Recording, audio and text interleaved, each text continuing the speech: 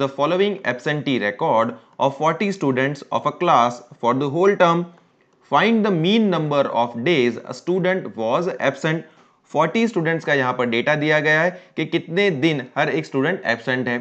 11 ऐसे स्टूडेंट्स है वो 0 से लेकर 6 डेज एब्सेंट रहे। 10 ऐसे स्टूडेंट्स है जो 6 to 10 डेज एब्सेंट रहे, और उसी तरीके से 7 4 4 3 1 स्टूडेंट्स के लिए कि वो कितने नंबर ऑफ डेज एब्सेंट रहे, उनका डेटा यहाँ पर हमें दिया गया है।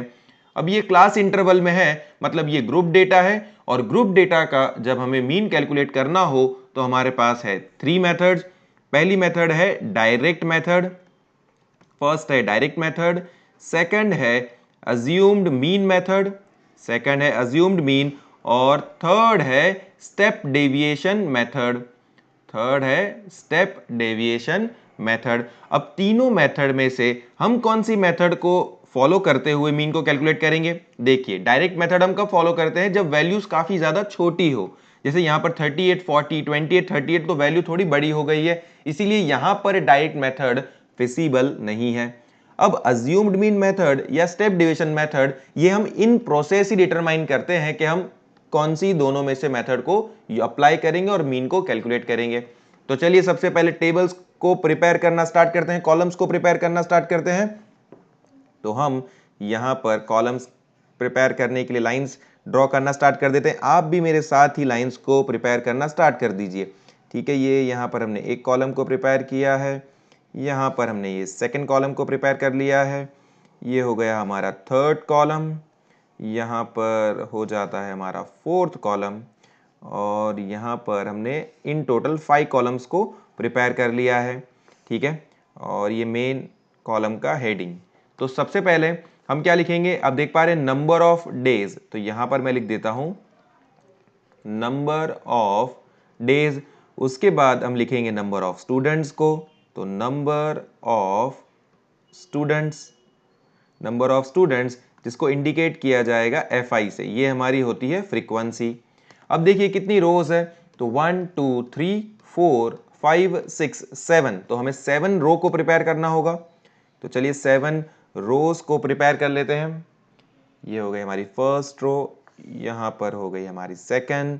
आप भी साथ में ही प्रिपेयर करते चले जाइए।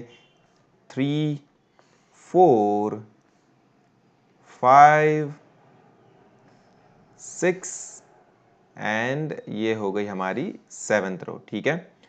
अब जो इंफॉर्मेशन दी गई है क्वेश्चन में उसी को नोट डाउन करना स्टार्ट करते हैं। तो सबसे पहले 0 to 6 यहाँ पर लिख देते हैं। उसके बाद यहाँ पर आ जाएगा 6 to 10, 10 to 14, 14 to 20, और उसके बाद है 20 to 28, फिर है हमारा 28 से लेकर 38 तक, और 38 से 40 तक का क्लास इंटरवल हमें दिए गए। अब नंबर ऑफ स्टूडेंट्स को नोटिंग कर लेते हैं। तो नंबर ऑफ स्टूडेंट्स है 11, उसके बाद है 10, 7 4 4 3 और 1।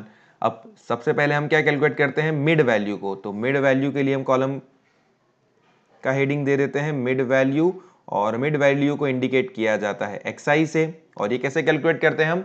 तो lower limit plus upper limit divide by 2, lower limit plus upper limit divide by 2। तो चलिए करते हैं अपने।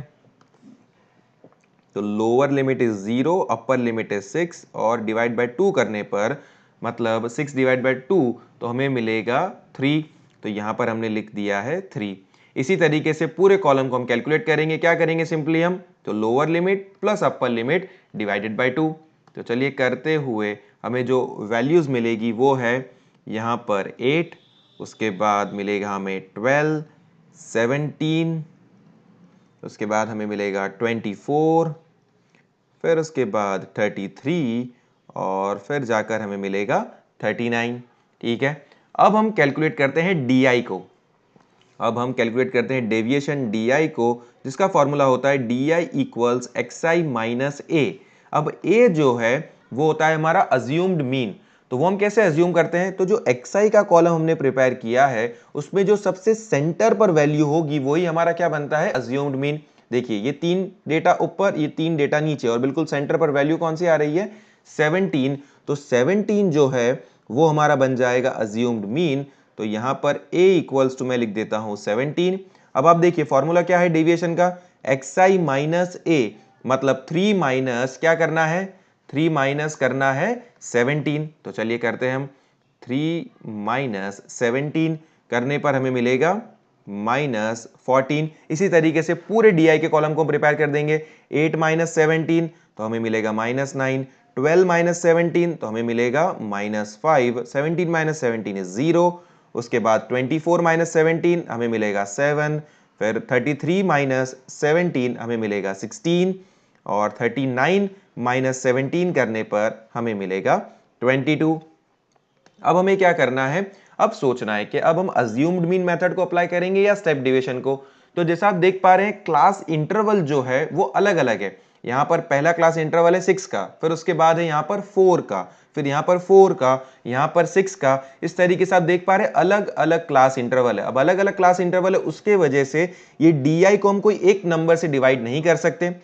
और अगर आप यहां पर देखेंगे कि डी कॉलम जो है ऐसा कोई एक नंबर नहीं है कि जिससे ये सारे नंबर्स डिविजिबल हो, जिससे ये सारे नंबर डिविजिबल हो। तो वो सिचुएशन में हम क्या करेंगे, अज्यूम्ड मीन मेथड को यूज करेंगे।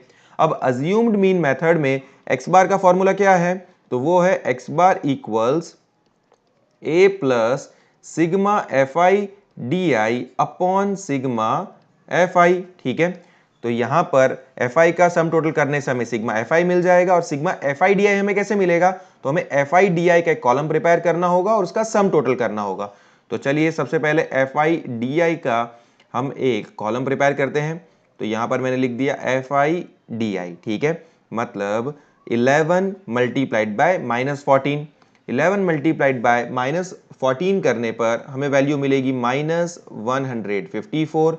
उसके बाद 10 मल्टीप्लाइड बाय -9 करने पर हमें वैल्यू मिलेगी -90, 7 मल्टीप्लाइड बाय -5 करने पर हमें मिलेगा -35, 4 multiplied by 0 is 0, 4 multiplied by 7 is 28, 3 multiplied by 16 is 48, and 1 multiplied by 22 is 22।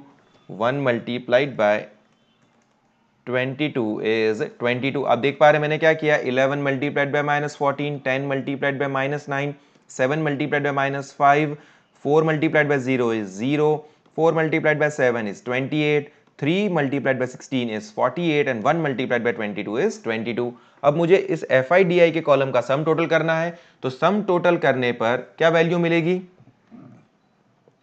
Sum total करने पर वैल्यू मिलती है -181, जो होगा हमारा sigma F I D I. उसके बाद हमें एफ आई के कॉलम का सम टोटल करना है। तो एफ आई के कॉलम का सम टोटल क्या होगा, ऑब्वियसली 40 स्टूडेंट्स का डेटा लिया गया है, तो ये तो हमारी फ्रीक्वेंसी का टोटल है, तो ये तो वही आने वाला है 40, तो ये हो जाएगा सिग्मा एफ आई। अब हम फॉर्मूला में ये सारी वैल्यूज को इनपुट करते हैं और आंसर को कैलकुलेट करते हैं, क्या होगा हमारा मीन। ठीक है, तो चलिए देखते हैं। यहां पर हम सबसे पहले लिखेंगे assumed mean method, assumed mean method, assumed mean method, जहां पर एक्स बार कैलकुलेट करने का फॉर्मूला है x bar equals a plus sigma F I D I upon sigma F I. ठीक है, अब ए की वैल्यू जो है, ए की वैल्यू पर हम क्या रख देंगे 17, जैसा आप देख पा रहे हैं। Sigma F I D I की जगह पर -181, और सिग्मा एफ आई की जगह पर 40 को रख देंगे हम। तो चलिए वैल्यूज को इनपुट करते हैं।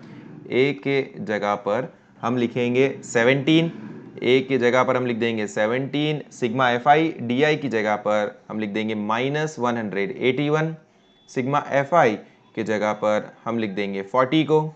ठीक है, अब ब्रैकेट खोलने पर जो प्लस माइनस है, जैसे आप देख पा रहे हैं प्लस माइनस वो क्या हो जाएगा, माइनस हो जाएगा। तो यहाँ पर -181 अपॉन 40।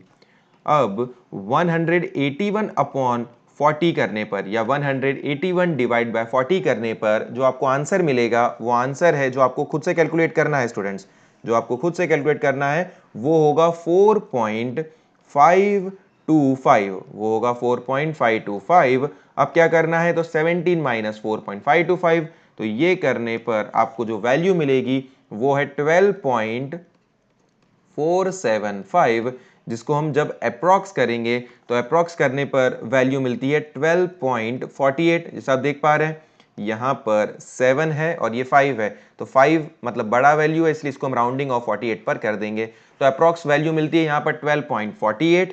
ठीक है, जो है हमारा मीन का आंसर, मतलब है हमारे एक्स बार का आंसर। आई होप स्टूडेंट आपको जरूर से ये क्वेश्चन समझ में आया होगा। ये क्वेश्चन में जो खास बात है वो ये है कि यहाँ पर क्लास इंटरवल जो है वो अलग अलग है, तो वो सिचुएशन हम किस तरीके से क्वेश्चन को सॉल्व करेंगे तो वो आपने इस सॉल्यूशन के थ्रू अंडरस्टैंड किया।